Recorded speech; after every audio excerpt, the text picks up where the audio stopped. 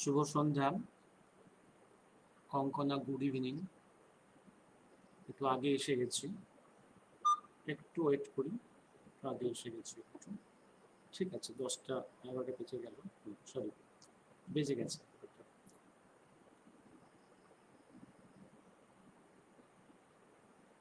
দিন কয়েক আগে বোধহয় গত পরশু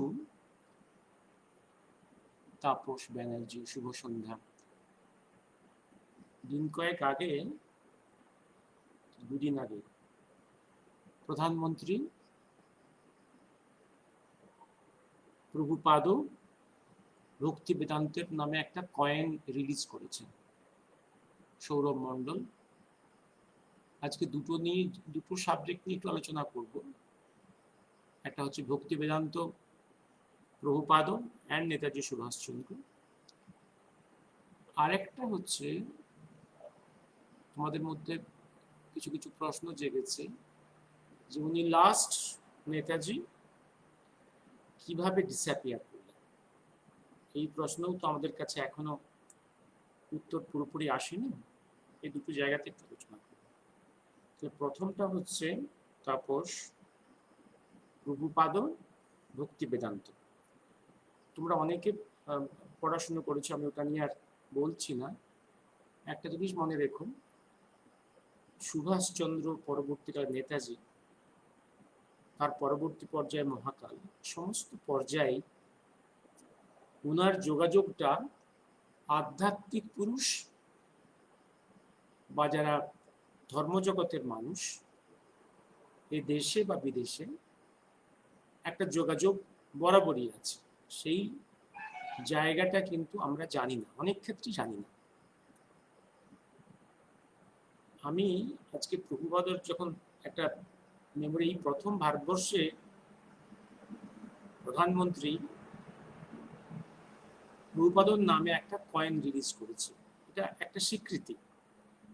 ভারতবর্ষের যারা সকল ইন্টেলেকচুয়ালস, যারা আজকে মাতেলেকচুয়াল বলি, আর যারা পলিটিক্যাল রুলিং ক্লাস,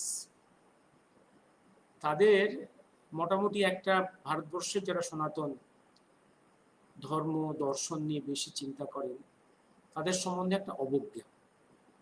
এদেশে খুব সহজেই টেরিজা সম্মান পায়, কিন্তু নিবেদিতা সম্মান পায় না। সেই মা শারদাময়ী সেই সম্মান পায় না।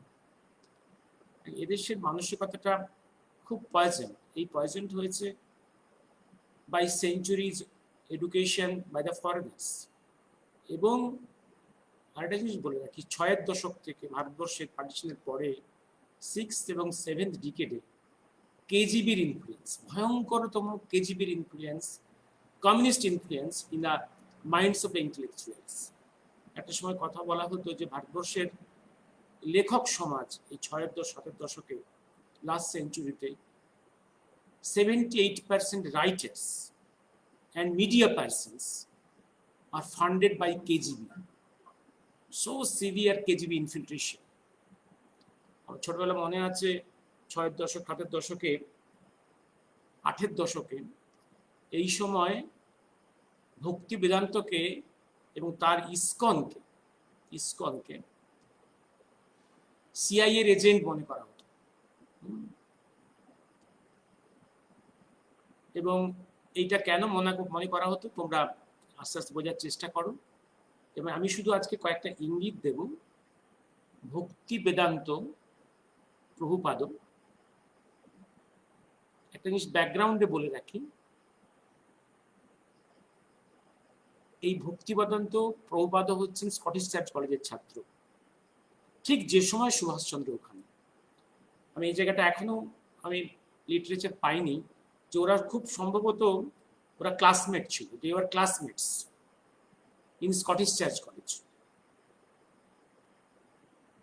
পূর্বজন্মে ওনার অভয়চরণ দে, ওনার জন্ম যা সুভাষচন্দ্রের জন্মের কয়েক মাস আগে।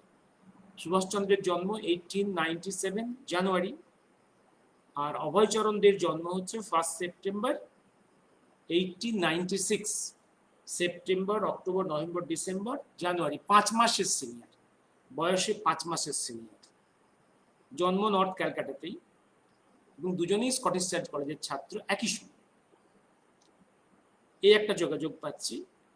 আর একটা, আর সুভাষচন্দ্রের রাজনৈতিক জীবনে ভারতবর্ষের কোনো যোগাযোগ ছিল কিনা জানি না আমরা। কিন্তু আমার যখন প্রভুপাদ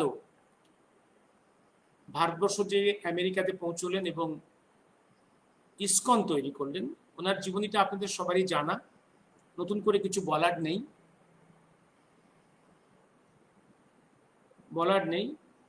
ওনার এডুকেশনটা বললাম স্কটিশ চার্চ কলেজে। ঠিক জন্মাষ্টমীর পরের দিন ওনার জন্ম। আর উনি ম্যারিড হয়েছিলেন এবং 3 সন্তান ছিল। কিন্তু উনি সংসার ত্যাগ করলেন। ওনার গুরু শ্রীল ভক্তি সিদ্ধান্ত সরস্বতী গোস্বামী, এবং উনি গৌড়ীয় সমাজে জয়েন করলেন। গৌড়ীয় সমাজ থেকে ওনার নামকরণ করা হলো, বারাণসীর গৌড়ীয় সমাজ থেকে ওনার নামকরণ করা হলো ভক্তি বেদান্ত। পরবর্তী নাম হলো ভক্তি বেদান্ত। ওনার পুরো নামটা হচ্ছে অভয় চরণারবিন্দ ভক্তি বেদান্ত স্বামী। এবার 1950 অ্যাট দি এজ অফ, যখন 54 বছর বয়স, সংসার থেকে পুরোপুরি একদম সন্ন্যাস জীবন নিলেন। তারপর বানপ্রস্থ জীবন 1954 থেকে বৃন্দাবন। এবং এই সময় উনি প্রায় 18,000 শ্রীমদ্ ভাগবত গীতার শ্লোক ইংরেজি ভাষায় অনুবাদ করেন, পরবর্তীকালে অন্যান্য ভাষায়, এবং 3টে ভলিউম প্রকাশিত হল। তারপরে উনি 1965-এ উনি গেলেন ইউএসএ। সেইখানে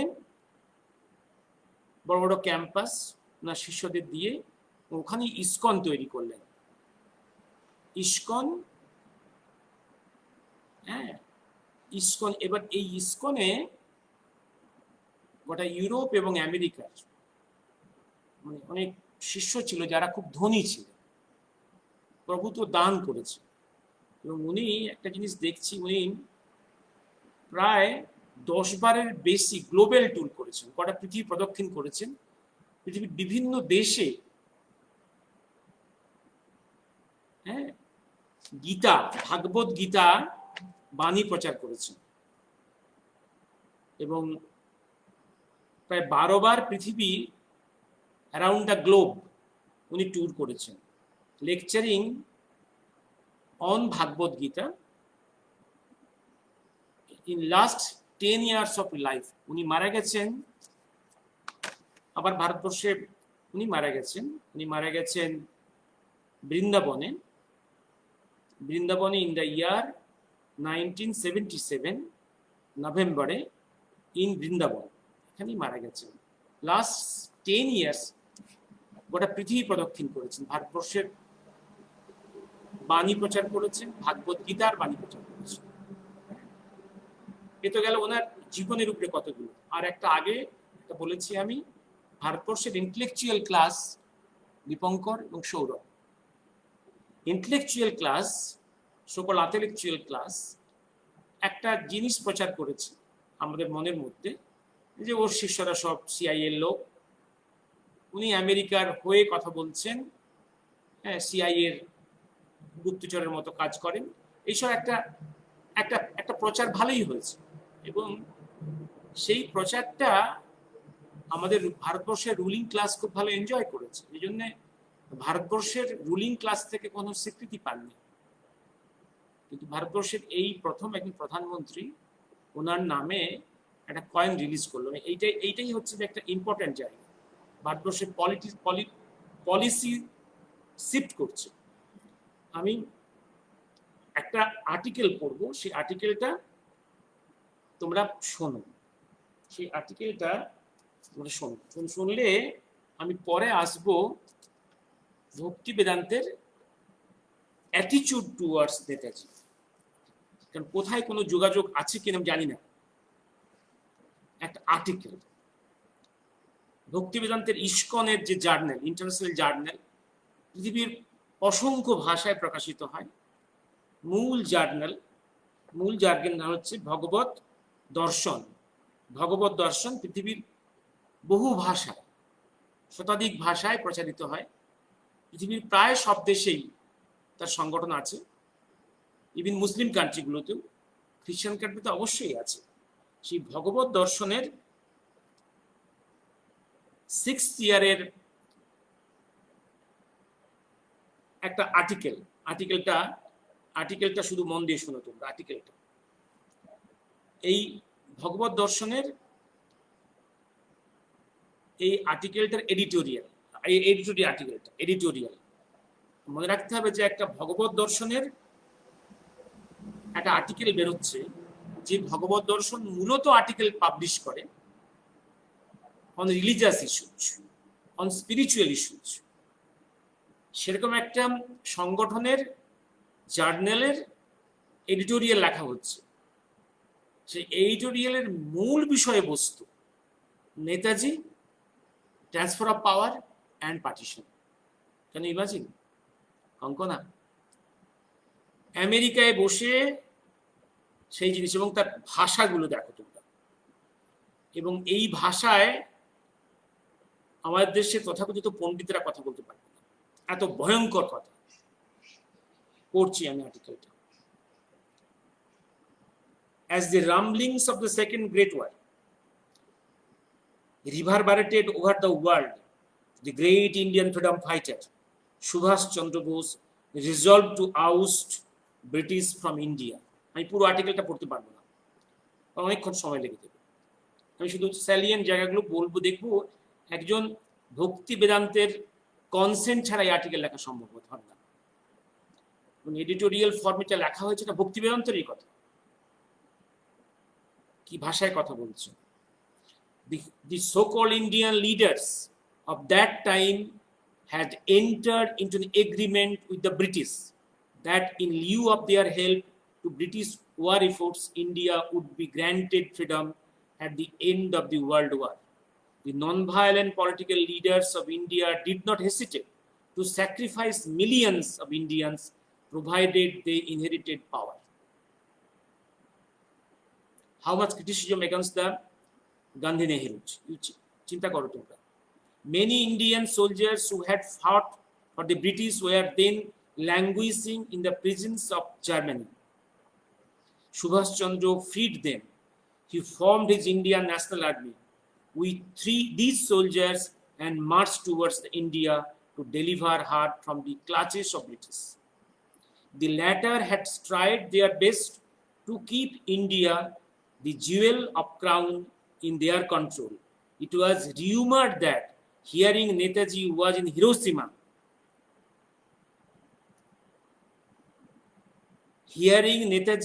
Hiroshima, Winston Churchill prevailed upon Roosevelt to drop the atom bomb there to kill them. ভাবছো সুভাষ বোস হিরোশিমাতে আছে সন্দেহ করে চার্চিল রুজবেল্টকে চাপ দেয় অ্যাটম বোমা ফেলার জন্য। By destroying Netaji, the British thought they would be able to hold India in subjugation. ওরা ভেবেছিল সুভাষ বোসকে মেরে ওরা ব্রিটিশ ভেবেছিল যে ভারতবর্ষকে নিজের অধিকারে রাখবে। When Churchill heard that Subhash Bose was in Nagasaki, another bomb was dropped for the same purpose. How much serious charge বুঝতে পারছো? Another bomb was dropped there for the same purpose. In their desperation, they did not hesitate to annihilate the two cities entirely. The Indian soldiers, losing heart at being leaderless, turned back even after reaching the borders of the country. Their dreams of free India remained unfulfilled. That is how the British kept their hold on India. They had realized that they would not be able to dominate the country for long, so they decided the transfer of power. দেখো ভক্তিবেদান্ত কিন্তু independence বলছেন না, বা সেই উনি বক্তব্য রাখছেন transfer of power. অর্থাৎ ভারতবর্ষের ঐতিহাসিকরা পলিটিশিয়ানস যে ন্যারেটিভে কথা বলছেন তার উল্টো কথা বলছেন, কিন্তু ট্রান্সফার অফ পাওয়ার, যেটা আমরা যেটা বলি transfer of power, not independence, আমরা যেটা ডোমিনিয়ন্স বলি, উনি সেই কথাই বলছেন, কিন্তু ভক্তিবেদান্ত এই কথা বলছেন। দেখার happy with the freedom in the name only while the British retain full control. They therefore transfer power to a group of people. Now see the language. They therefore transfer power to a group of people who are toys in their hands. তারা ক্ষমতা হস্তান্তর করলো যারা ব্রিটিশের নিজের হাতের পুতুল ছিল। They were Indians, no doubt, but in their hearts they were the slaves. Can you imagine, Dipankar, Sourav, কি ভাষায় কথা বলছে Gandhi নেহরুদের? Slaves of the British. They thought the British to be the greatest nation on the earth. In their struggle for power, they derided Indian tradition and culture. তারা ভারতবর্ষের যে tradition কালচারটাকে ভুলে গেল। India was granted freedom, all right, but that freedom came in shape of partition.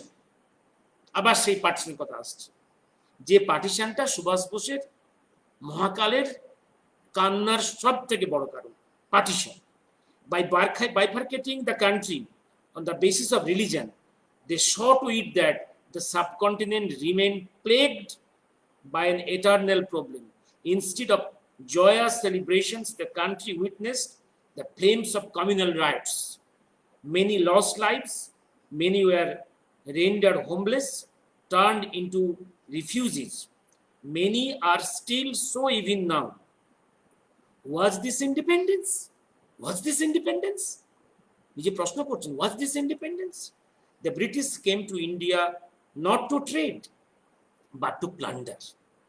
Even after the independence of British business houses remained in India, even after this independence, the British business houses remained in India, carrying on their trade. The British incurred no loss in giving freedom to India. Their calculations were shrewd. Many of those great Indian revolutionaries who had forced British to quit have not now been recognized for their sacrifices. In their places are creatures. In their places are creatures who have no right to be where they are now. Ignorant Indians imagine them to be the protectors of the nation. Most Indians have forgotten the days of bondage. In spite of so-called independence, Indian financial, social, and political conditions have deteriorated abysmally. A group of swindlers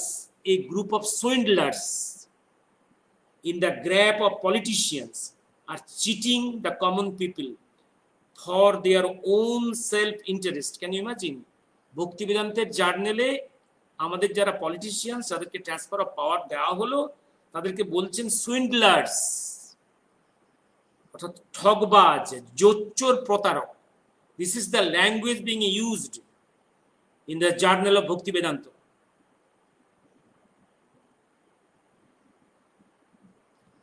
A group of swindlers in the garb of politicians are cheating the common people for their own self-interest. They care not for the nation, and people in general have given up any hope of betterment as they know not who to approach for redress. Can you imagine? That editorial লেখা হচ্ছে ভক্তি বেদান্তের জার্নালে। ভাগবত দর্শন, এটা হচ্ছে 6th year of the publication, 3rd issue.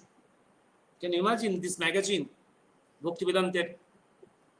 এবং এই মানুষটাকে ভারতবর্ষের এক শ্রেণীর ইন্টেলেকচুয়াল সিআইএ দালাল বলতো। ঠিক মহাকাল যে ল্যাঙ্গুয়েজে ট্রান্সফার অফ পাওয়ারটাকে দেখেছেন, পার্টিশনটাকে দেখাচ্ছেন, তার ছায়া দেখো এর মধ্যে।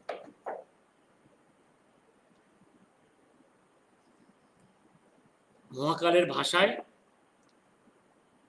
যা আছে তারই ছায়া, তারই ছায়া। এবার মহাকালের সঙ্গে ভক্তিবেদান্তের কোনো সম্পর্ক আছে কিনা, কোন লেভেলে আছে জানি না, কিন্তু আমি এই ছায়াটা দেখিয়ে দিলাম যে মহাকালের কথার ছায়া ভক্তিবেদান্তের জার্নাল এডিটোরিয়ালে আছে। সেখানে ট্রান্সফার অফ পাওয়ার বলা হয়েছে, ইন্ডিপেন্ডেন্স বলা হয়নি। এবং যাদের হাতে ক্ষমতা হস্তান্তর হয়েছে তাদেরকে উনি সুইন্ডলার্স বলছেন, জোচ্চোর, ঠকবাজ। এবং এই লোকগুলো ভারতবর্ষের ঐতিহ্য ইতিহাসকে ধ্বংস করছে, ভারতবর্ষের ট্র্যাডিশন, ইতিহাস, ঐতিহ্যকে এড়িয়ে চলেছে, ধ্বংস করছে। কি ভয়ঙ্কর এলিগেশনস। এবার আমি ভক্তিবেদান্তের সঙ্গে আমি আবার বলছি, আর ভক্তিবেদান্তের আমি এই জায়গাটা খুব সিগনিফিক্যান্ট বলি, ভক্তিবেদান্তের সন্ন্যাস জীবনটা দেখুন। সংসারী মানুষ, 1955 থেকে তার সন্ন্যাস জীবন শুরু হলো। এই 55টা খুব ইম্পর্টেন্ট। আমি 55 আমি আগে উল্লেখ করেছি, নেতাজি থেকে ভগবানজির এই বইয়ের আমি ভগবানজির বিচরণ ভারতবর্ষে প্রথম দেখছি, বা ইনসাইডে দেখছি আমি 1955 বিচরণ। আর 61 টু এই সময় থেকে তার উত্তরাখণ্ডে অবস্থানের কিছু কিছু ছায়া দেখছি। আর 46-এ ভারতবর্ষের উত্তর সীমান্তে চিত্রল গিলগিট অঞ্চলে তার ছায়া দেখছে ব্রিটিশ ইন্টেলিজেন্স। এই তো এবার এই জায়গাটা আরেকটা 55টা আমি এই জন্য ইম্পর্টেন্ট বললাম। এবার ভবিষ্যতে কোনো ডকুমেন্টস বেরোবে আমি জানি না। আরেকটা ডকুমেন্টস আমি উল্লেখ করবো, সেটা হচ্ছে যে একটা right up by Suresh Chandra Bose.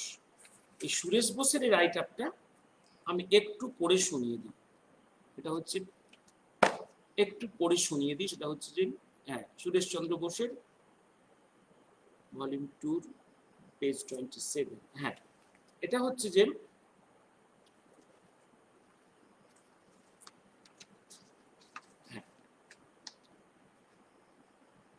একটা ছোট, এটা সুরেশ বসুর নিজের হাতে লেখা, যেটা একটা জিনিস বলে দিই। ওইটা আবার দেখো এইখান থেকে কোনো ইঙ্গিত তোমরা পাও কিনা। এবং এই রাইট আপটা সুরেশ চন্দ্র বসুর 1970-তে। কলকাতার বাড়ি হইতে অন্তর্ধানের পূর্বে দক্ষিণেশ্বরের কালীর প্রত্যাদেশ পাওয়ার জন্য তিনি আমার কন্যাকে রাত্রি 12টার সময় মন্দিরে পাঠান এবং আদেশ পাওয়ার পর তিনি তার যাত্রা শুরু করেন। আমি বলছি, আমি রাজনীতিবিদ নই, যে তিনি আজও জীবিত আছেন।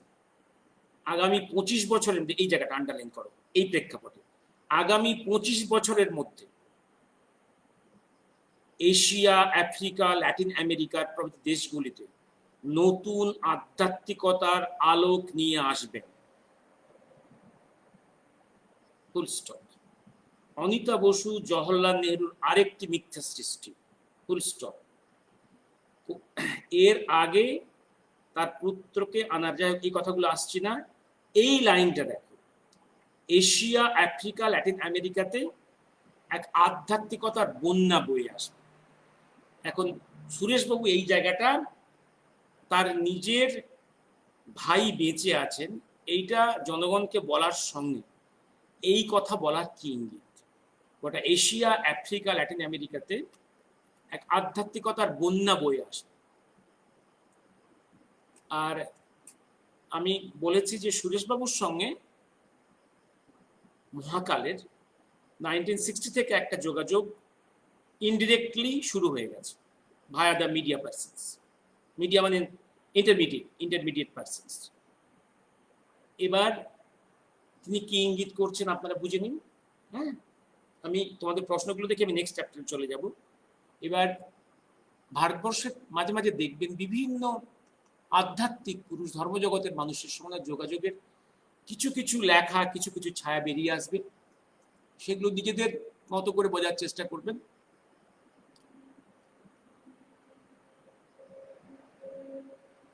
সৌরভ 85, আমি তো বলেইছি, দিস ওয়াজ অ্যানাদার, তিনি আবার একটা চ্যাপ্টার শেষ করে আবার বেরিয়ে গেলেন।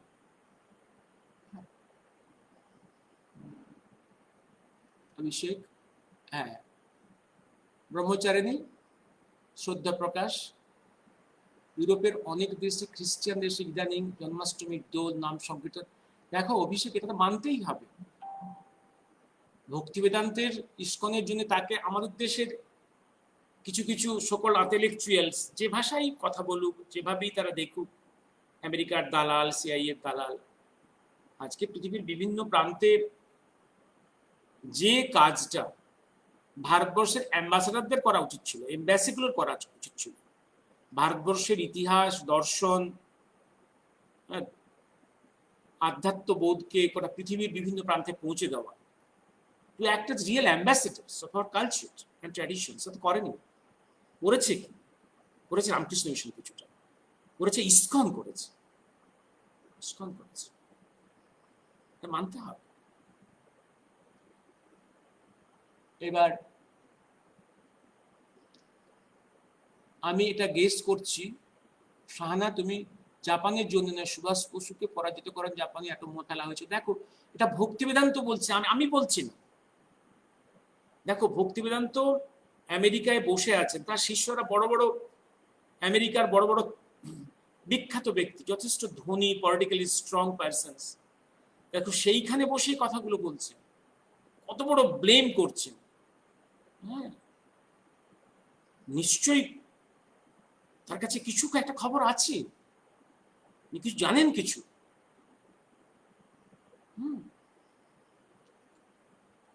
এবং এই লেখাটা তো ভয়ঙ্কর লেখা। What is the main reason of publishing this kind of article in a religious journal? Yes,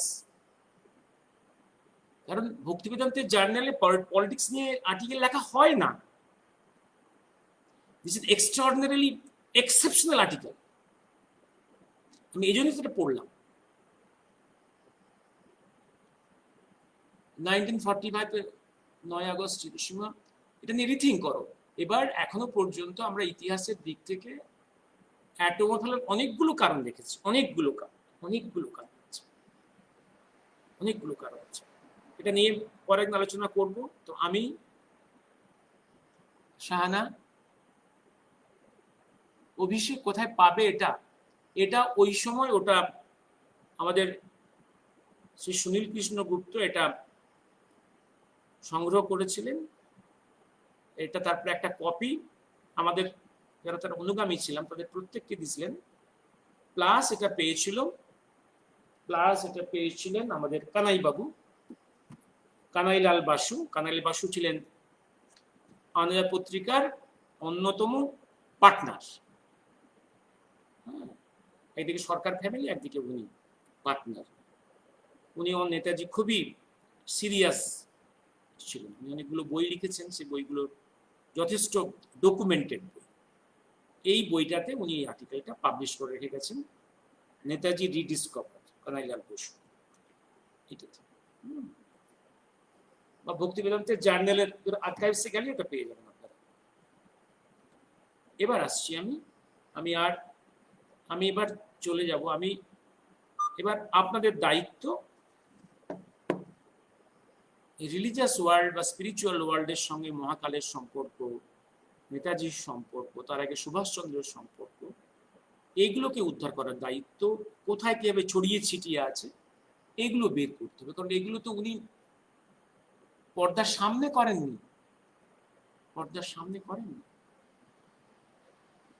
ভক্তি বেদান্ত যেটা করে গেছেন, নতুন ভারতবর্ষ গড়ার জন্য, নতুন পৃথিবী গড়ার জন্য, ইন দ্য লাইন অফ মহাকাল অনেক কাজ করে গেছে। এবার যোগাযোগ কি ছিল না ছিল জানি না। শাহানা, একটা এলডি ইউডি ক্লার্ক হয়ে নিশ্চিন্তে জীবনযাপন করার জন্য মধ্যবিত্ত বাঙালি এইসব দেশি শয়তানদের দাসত্ব স্বীকার করে দিল। কি আর করা যাবে? আমি বিশ্বাসঘাতক পড়েছি, শাহানা প্রজেক্টটা সব পড়েছি। ইয়েস,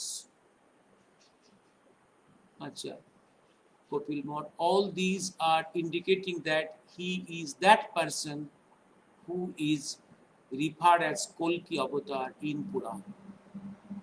Sir, এই দেখো, এটা নিয়ে আমি খুব ক্রিটিসাইজড হয়েছি, জানি আমি। আমার এই ক্রিটিসিজম আমার কিছু যায় আসে না, আমি তো লিখেইছি ওটা, উনি কল্কি অবতার। কিন্তু এ থেকে ভগবান যেই বই লিখতে গিয়ে বিভিন্ন রেফারেন্সগুলো নিয়ে আমার কনক্লুশনে একটা জিনিসই মনে হয়েছে যে এছাড়া তো অন্য কিছু আর বলা যাচ্ছে না। আচ্ছা, ইনফরমেশনটা কোথায়? আমি বললাম এক্ষুনি, বইটা রেফারেন্স দিলাম আমি। আচ্ছা, এবার আসছি আমি নেক্সট প্রশ্ন। তোমরা, আমি বলেছিলাম যে নেতাজির শেষ যে 1945-এর অগাস্টে ওনার যেটা বেরিয়ে যাওয়া, এই বেরিয়ে যাওয়া নিয়ে অনেকের অনেক মতামত আছে। দেখো, আমি একদম কনফেস করছি, আমার এই প্রশ্ন নিয়ে আমার নিজের মনের মধ্যে লাস্ট 50 ইয়ার্সে অনেকগুলো বিবর্তন ঘটেছে, অনেকগুলো পরিবর্তন ঘটেছে স্টেপ বাই স্টেপ।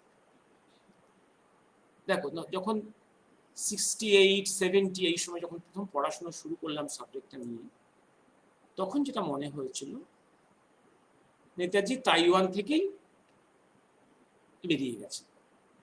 কিভাবে এক্স্যাক্টলি বেরিয়েছেন জানি না, সম্ভবত বিমানেই বেরিয়ে গেছেন।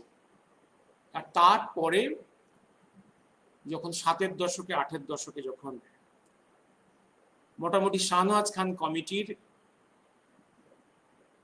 উপরে রাইটিংস গুলো হাতে পেয়ে গেলাম, তখন পর্যন্ত অরিজিনাল ডকুমেন্টস গুলো হাতে পাইনি।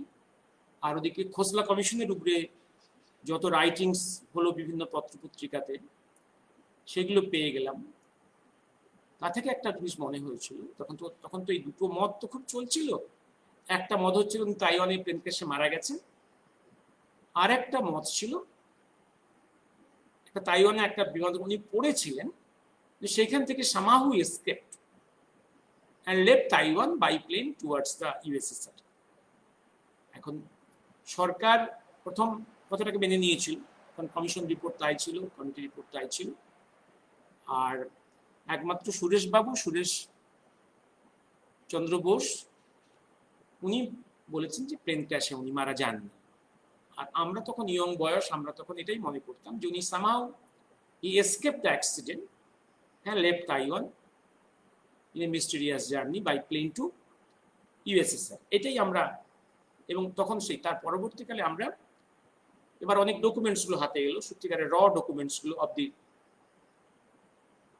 Shahnawaz Khan committee and justice Khosla, এগুলো যখন পড়াশোনা করলাম তখন একটা মতই এলো যে উনি, তখন কনক্লুশনটা এলো যে উনি তাইওয়ান থেকেই এসকেপ করেছেন বাই প্লেন টুয়ার্ডস দাইরেন।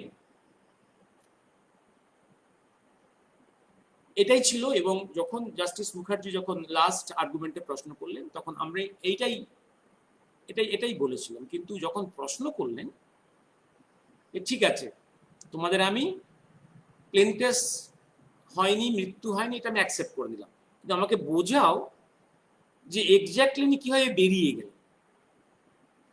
তখন আমি যেভাবে আর্গুমেন্ট করেছিলাম, যেভাবে স্টোরি একটা মেক করেছিলাম, এই স্টোরিটাও আমার মনে হয়েছিল উনি প্লিজড হয়েছে।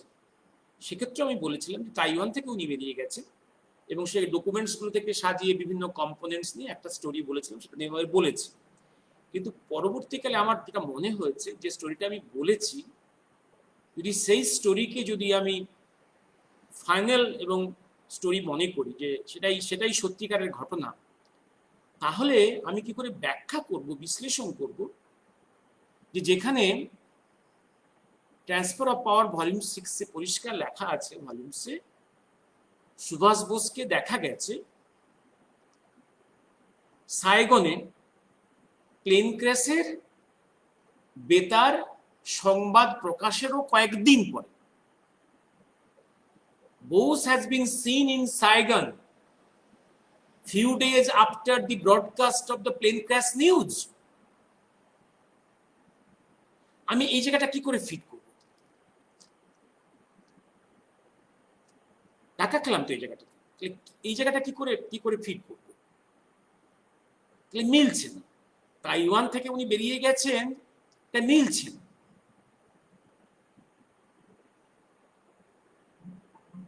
প্লাস আরো কতগুলো জিনিস বোঝার চেষ্টা করুন, আপনারা জিনিসগুলোকে বোঝার চেষ্টা করুন।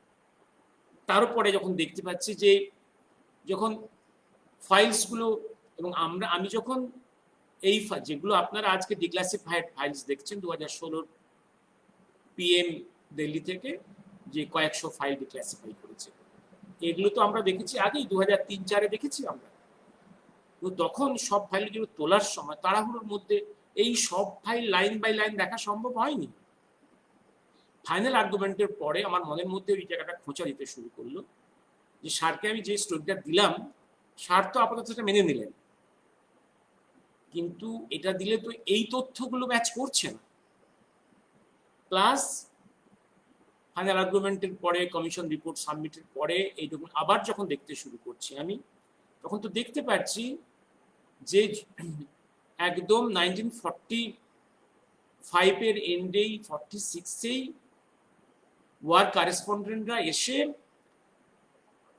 ওয়ার ফ্রন্ট থেকে, ইন্দো চায়না ওয়ার ফ্রন্ট থেকে এসে ক্যালকাটায় রিচ করে শরৎবাবুর সঙ্গে মিট করে খবরটা দিয়ে যাচ্ছে যে they have seen Subhas Bose in Saigon after the plane crash story. এই তথ্যগুলো এসে গেছে এখন, এই তথ্যগুলো এখন যে ডিক্লেস ফাইলসে এসে গেছে, তাহলে এগুলো কি করে ডিনাই করব? প্লাস তারপরে 71 সালে ডক্টর রামচন্দ্র রায়ের যে statement to justice Khosla commission, সেটা কিন্তু আবার যখন লাইন বাই লাইন খুব মন দিয়ে পড়ছি, যে ক্ষেত্রে আমি দেখছি সুভাষ বোসের শেষ যাত্রা কোনখান থেকে, সেখানে যাত্রা তো ফ্রম সাইগন থেকে, not by plane but by submarine.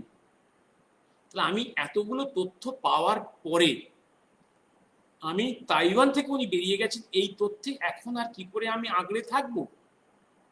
আগলে থাকা সম্ভব নয়, কারণ তাইওয়ানের স্টোরিটা বিয়ন্ড ডকুমেন্টেড রাইটিংস এর বিয়ন্ডে আমরা যেটা তৈরি করেছিলাম, এটা কোর্ট রুমে এটা তৈরি করতে হয়, লজিক্যালি কিছু কিছু স্টোরি ফ্রেম করতে হয়, লজিক্যাল থিঙ্কিং, সেটা কোর্টও অ্যাকসেপ্ট করে, জাজেরও অ্যাকসেপ্ট করে।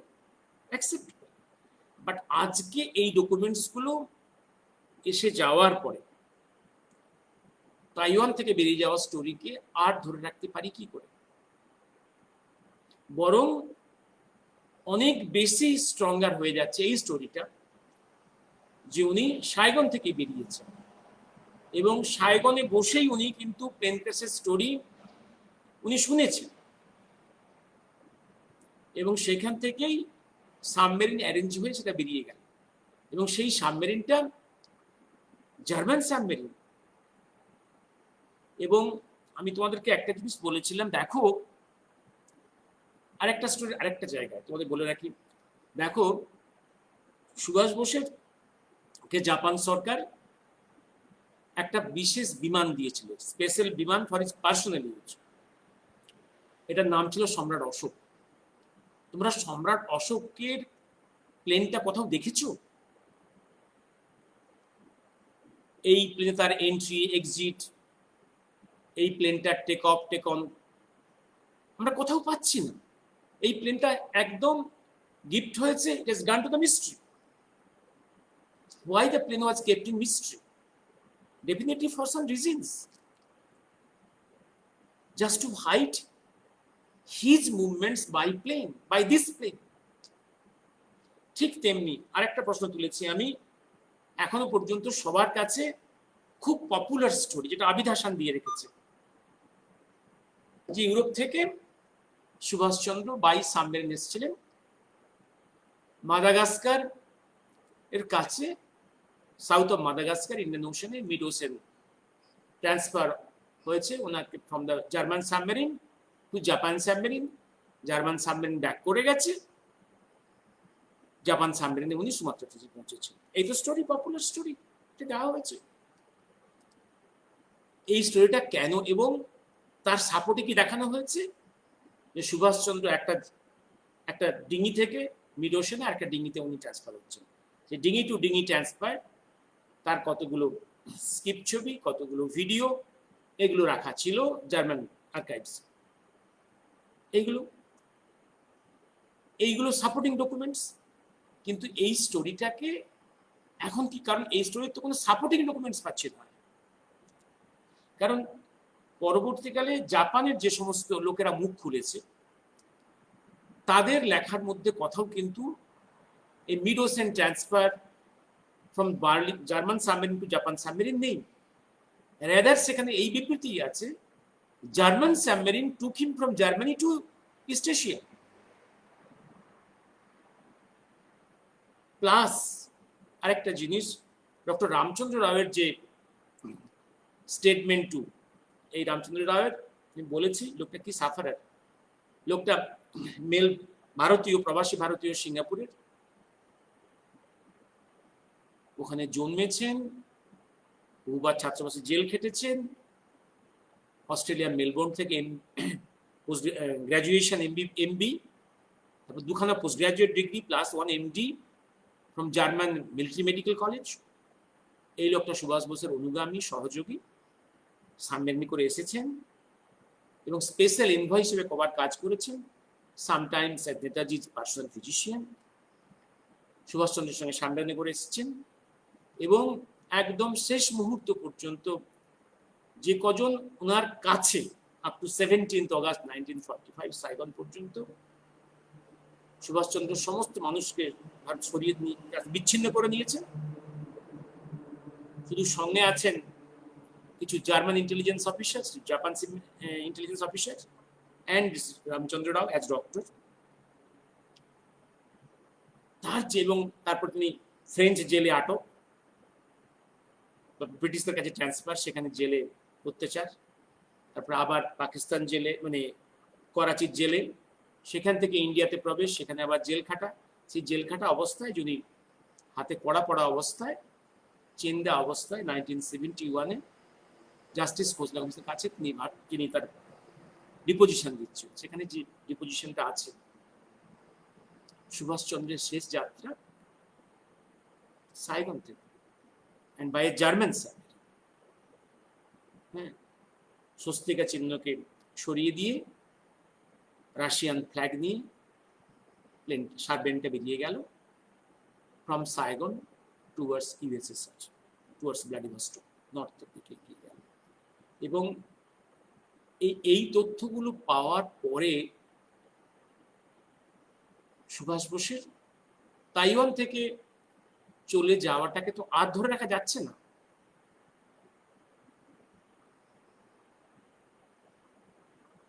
আর এবার যে প্রশ্নটা কতবার করেছো আমাকে বারে বারে, যে তাহলে এই তথ্যটাকে উনি লুকিয়ে রেখেছিলেন কেন? হ্যাঁ, লুকিয়ে তো রাখবেনি, কারণ যদি পৃথিবী জানতে পারে জার্মান সাবমেরিন নিয়ে উনি সুমাত্রায় ঢুকেছেন এবং সেই জার্মান সাবমেরিন রয়ে গেছে, তাহলে ওনার পক্ষে জার্মান সাবমেরিনটাকে ইউজ করা সম্ভব না।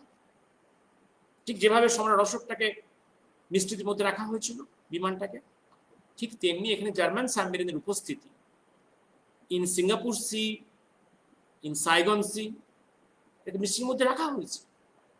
শুধু একটা সাবমেরিন নয়, তো একাধিক সাবমেরিন ছিল। এবং আরেকটা ডকুমেন্টে দেখছি এই সময় ইটালিয়ান সাবমেরিন ছিল। এগুলো সবই ছিল সুভাষচন্দ্রের ব্যবহারের জন্য। এই তথ্যগুলোকে যদি লুকিয়ে না রাখা হয়, তাহলে এই সাবমেরিনগুলোকে সুভাষচন্দ্র কি করে ব্যবহার করবে? আমি বোঝাতে পারলাম এখানটা যে কেন এই মিড ওশেন ট্রান্সফারের গল্পটা ছড়ানো হয়েছিল, কেন এইভাবে একটা ভিডিও করে রাখা হয়েছিল mid ocean transfer from the German submarine to Japan. এগুলো হচ্ছে পৃথিবীকে খাওয়ানোর জন্য, শত্রুকে খাওয়ানোর জন্য, যাতে জার্মান সাবমেরিনের presence in the Asia Pacific region এটাকে হাইট রাখা যায়, এবং হাইট না করলে তো এই সাবমেরিনটা পরে উনি ইউজ করতে পারবেন না। এবং ঠিক যে কারণে ভারতবর্ষ থেকে ওনার 1941-এ চলে যাওয়াটা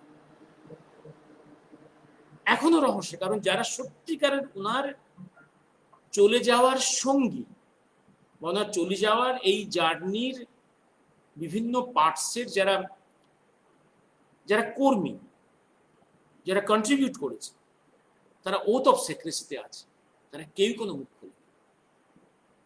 ঠিক যে কারণে ওনার জার্মান সাবমেরিনে ভারতবর্ষ এশিয়া প্যাসিফিক নিয়ে ফিরে আসাটা, এটাও এখনো মিস্ট্রির মধ্যে আছে। ঠিক যে কারণে 45-এ আবার জার্নি টুয়ার্ডস দ্য মিস্ট্রি এখনো রহস্য, কারণ যদি এগুলো এক্সপোজ হয়ে যায়, তার এই টেকনিকগুলো, এই যে ওয়েজগুলোতে এক্সপোজড হয়ে যাবে। একটা জায়গায় বলছেন না যে আমার ভারত মাতার মুক্তির জন্য, ভারতবর্ষের মুক্তির জন্য আমাকে এই পদগুলো বারে বারে নিতে হবে, বারে বারে আত্মগোপন করতে হবে। আমি যদি বলে দিই, তাহলে আমি সেই পথটাকে আমি ব্যবহার করবো কি করে? যারা বলে না যে আমরা সব বুঝে গেছি, আমার খুব, আমি তো আগেও বলেছি, এই বোঝাটা খুব কঠিন কাজ। আমি একটা জিনিস বলে রাখি, আমি এখনো পর্যন্ত কিন্তু মিড ওশেন ট্রান্সফারটাকে আমি এক সময় খুবই স্বীকার করে নিয়েছিলাম, কিন্তু পরবর্তীকালে ডকুমেন্টসগুলো দেখে আমি আর লজিক্যালি কোনোভাবেই সেই জায়গায় আমি থাকতে পারি না। I must reject those things. ঠিক তাইওয়ান থেকে ওনার চলে যাওয়া এই স্টোরিটাকে আমি রিজেক্ট করছি এখন।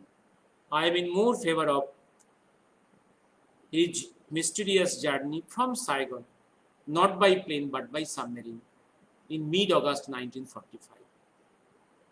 ঠিক 43 ওনার জার্মান সাবমেরিনে আসাটা is directly to Sumatra or any area of the Asia Pacific region.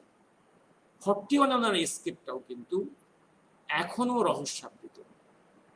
আমি বহুবার তোমাদের বলেছি, now you keep your eyes on Afghanistan, on Bangladesh, on Burma and events in India, কারণ চেঞ্জগুলো খুব অদ্ভুতভাবে আসবে। নেতাজি মিস্ট্রির ছায়াগুলো আস্তে আস্তে একটা হরাইজনে খুলবে। ইতিহাস তৈরি করা খুব কঠিন, খুব কঠিন। ইতিহাস লেখাটাও কঠিন, কম নয়। And it is a challenge to us. You write history. Let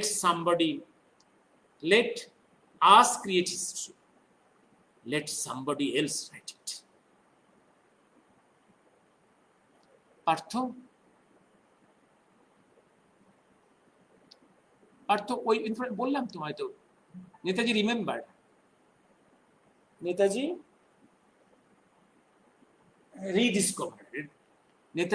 rediscovered by Kanailal Bose. Dipankar, do you notice that thing at that parallel?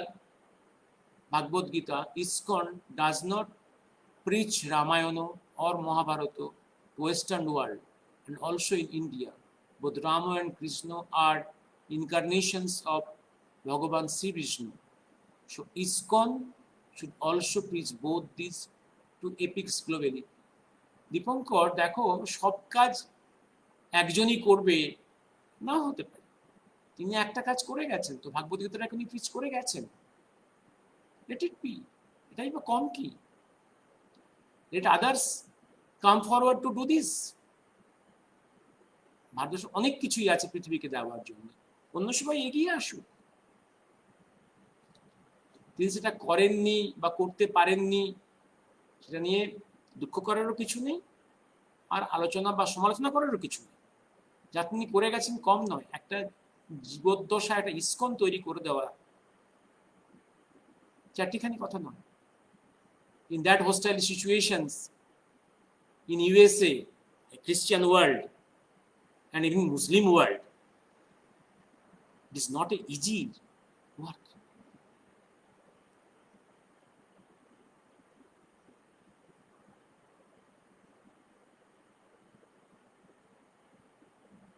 ওনারা যা কাজ করে গেছেন, let us follow it.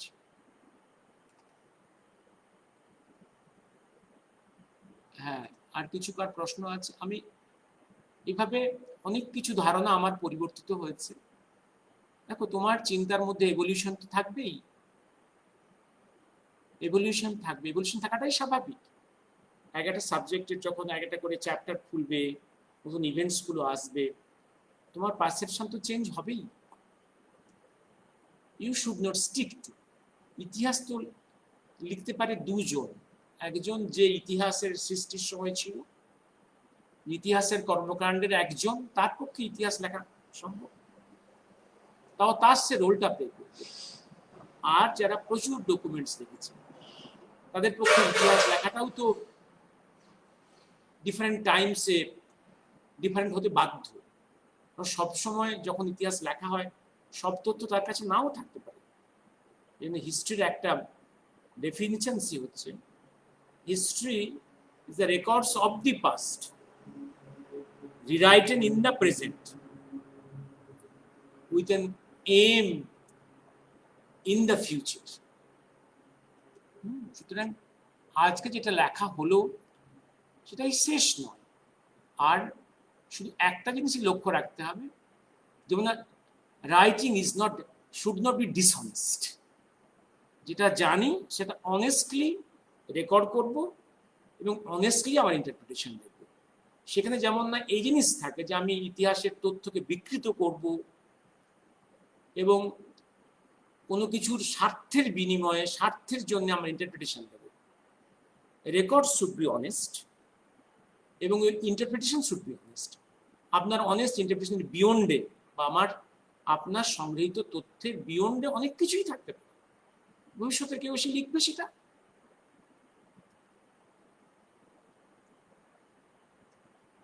দেখো, জাপানের একটা জিনিস তুমি সামনে ঠিকই বলেছো।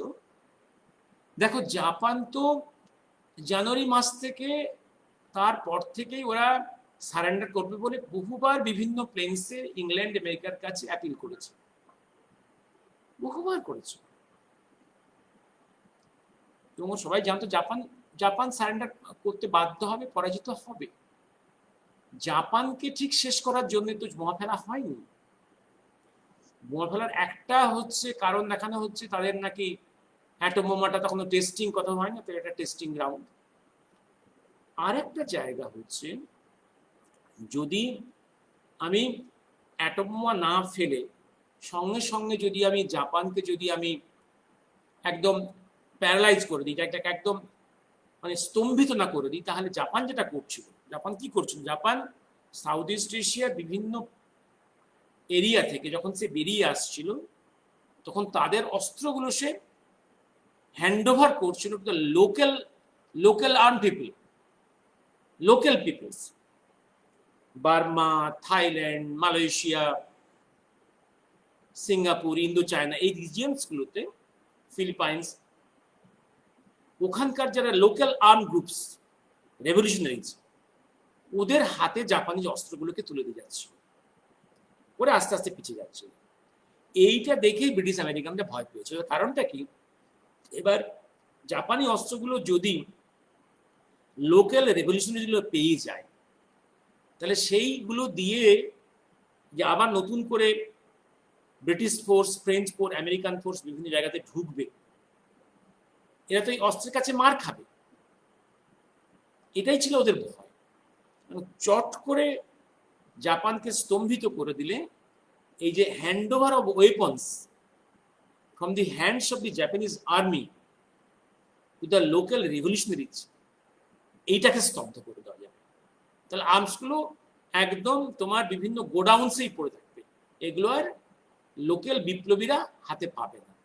এইটা একটা আইডিয়া ছিল এই সমস্ত রিজিয়ন্সের ফ্রিডম মুভমেন্টকে থ্রটল করার জন্য। আর নতুন যে তথ্যটা এসে যাচ্ছে সেটা হচ্ছে এই, এটা যে সুভাষচন্দ্রকেই স্তব্ধ করা, খুন করা, এটা একটা টার্গেট ছিল। এটাও তো সত্যি কথা, কারণ সুভাষচন্দ্রের গোটা সাউথ ইস্ট এশিয়াতে মুভমেন্টসের মেজর পার্টটাই তো ছিল আননোন। যেমন আর্মি ছিল মেনলি, আইনে ছিল মেনলি গরিলা আর্মি, সুভাষচন্দ্রের মুভমেন্টসটাই ছিল মূলত খুব সিক্রেট। কারণ আমি একটু বলেছি, ওনার প্রেজেন্স অফ দি, ওনার personal plane Samrat Ashok in mystery, তোমরা কোথাও এই প্লেনটা ছবি পাবে না, এর মুভমেন্টস এর ন্যারেটিভ তোমরা কোথাও পাবে না, আমি এখনো পাইনি। এবং জার্মান সাবমেরিন একটা না একাধিক বসে আছে, কোনটা কোথায় কিভাবে মুভ করেছে ওনাকে নিয়ে বা ওনার কাজের জন্য, টোটাল ইন ডার্কনেস। একটা জিনিস, ওনার মুভমেন্টস গুলো খুঁজে পাওয়া যাচ্ছিল না। এই যে পিরিয়ড 3 সপ্তাহ ওনাকে কেউ কোথাও দেখেনি সাউথ ইস্ট এশিয়াতে, এই সময়টা at the end of the 1944 he is in the USSR। শুধু ব্রিটিশ ইন্টেলিজেন্স সন্দেহ করেছে, তারা রেকর্ড করে রেখেছে, তারা সন্দেহ করেছে এবং তারা কিছু লোকের মুখের কথা তারা রেকর্ড করেছে। এই মুখের কথাগুলো হচ্ছে আইএনএ রিলেটেড পার্সনদের কাছ থেকে তারা খবরটা পেয়েছে, সেইভাবে তারা রেকর্ড করে রেখেছে, তারা ভুল কিছু রেকর্ড করেনি। এতখানি মিস্টেরিয়াস তার মুভমেন্টস। সুভাষচন্দ্র ভারতবর্ষের একটা ফেজে তার মুভমেন্টস মিস্টেরিয়াস। নেতাজি যখন জয়েন করছেন পলিটিক্স, তার অনেক মুভমেন্টস মিস্টেরিয়াস। নেতাজি আরো মিস্টেরিয়াস হয়ে গেছেন যুদ্ধক্ষেত্রে, মহাকাল পর্যায়ে অ্যাবসলিউটলি মিস্টেরিয়াস। আমি আজকে রাখি, আমি আমার চিন্তার কোথায় উইকনেস, কোথায় কোথায় আমার চিন্তা চেঞ্জ করেছে, এবং কিছু কিছু আমার পরবর্তী লেখার মধ্যে বেরোবে, এবং কেন চেঞ্জ করছে, কোন ডকুমেন্টসের প্রেক্ষাপটে, সেগুলো লেখা থাকবে। হ্যাঁ, আমি শেষ করছি এখন। শাহানা এলএমসি মানে এলসিএম, এলসিএম মানে এই লেখাটা কোথায় পাবো, ঠিক বলেছি, যারা বলতো তারাই দালাল। হ্যাঁ, শাহানা বলেছি এটা। আর কি আমি সৈকত কি বলছে দেখি, তাইওয়ান থিওরি কে কারা ফার্স্ট প্রপাগেট করে। দেখো তাইওয়ান থিওরিটা দেখো, তুমি যদি তোমার শাহনওয়াজ খান কমিটির রিপোর্ট অ্যানালাইসিস করলে, আর তারপরে যখন খোসলা কমিশনের রিপোর্টগুলো বেরোচ্ছে বা তার এভিডেন্সগুলো, তো দুটো কথাই আসছিল। একটা হচ্ছে তাইওয়ান থেকে প্লেনক্রাশে মারা গেছেন, আর একটা হচ্ছে তাইওয়ান থেকে উনি বেরিয়ে গেছেন, এটাই তো আসছিল। কিন্তু সাইগন থেকে বেরিয়ে গেছেন এই নিয়ে তো কোথাও কোনো ডিসকাশন হয়নি। যদিও কিন্তু শাহনওয়াজ খান খোসলা কমিশনের এভিডেন্সের মধ্যে কিন্তু এই বিবৃতি এসে গেছে, কিন্তু কেউ এই জায়গাটা এক্সপ্লোর করে অন্য এভিডেন্সের সঙ্গে করবোরেট করে এই জায়গাটা এক্সপ্লোর করেনি। একটা কোর্ট কেসের, একটা কমিশন পেপারস অনেক কিছুই তথ্য থাকে, কিন্তু অনেক সময় অনেক কিছু আনডিসকাসড করে থাকে। ঠিক খোসলা কমিশনের ওই 6000 পাতার এভিডেন্সের মধ্যে অনেক পেপারসই আছে আনডিসকাসড। আমি বললাম তো, আমি সেই এরিয়াগুলো সৈকত দেখেছি 2005-এর ফাইনাল সওয়াল জবাবের অনেক পরে।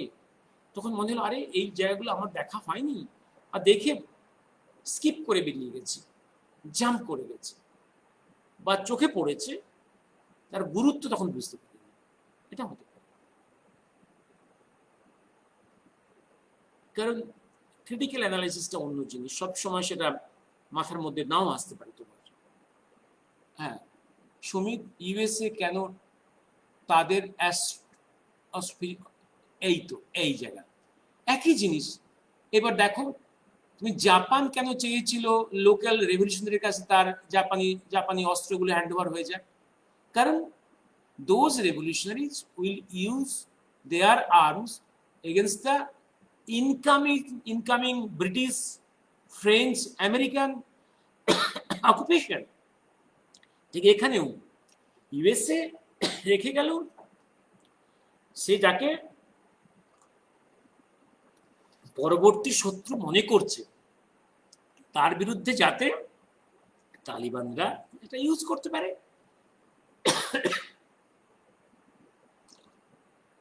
দেখো, তালিবানদের তো সৃষ্টি মূলত করেছিল আমেরিকা, মাঝে শত্রুতা, আবার ভাব, কিন্তু আমেরিকা দেখলো যে আমার অস্ত্রগুলো আমি এভাবে দিয়ে যাব যাতে ওরা এই অঞ্চলে বা সারাউন্ডিং এরিয়াতে পরবর্তী আমার কোনো বড় শত্রুকে আঘাত করতে পারে।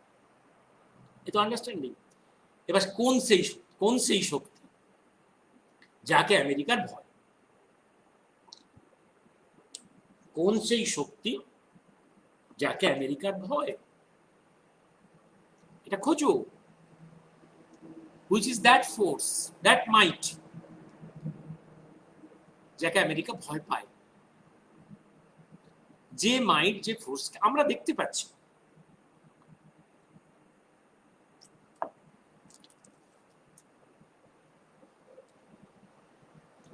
সেই মাইট নিশ্চয়ই চায়না নয়,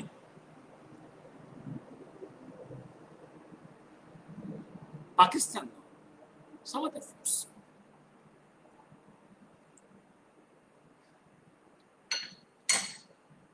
আমি রাখি। শুভরাত্রি। কোনো কিছু যদি প্রশ্ন থাকে প্রশ্ন রাখলে আমি পরে আবার দেখব। শুভরাত্রি।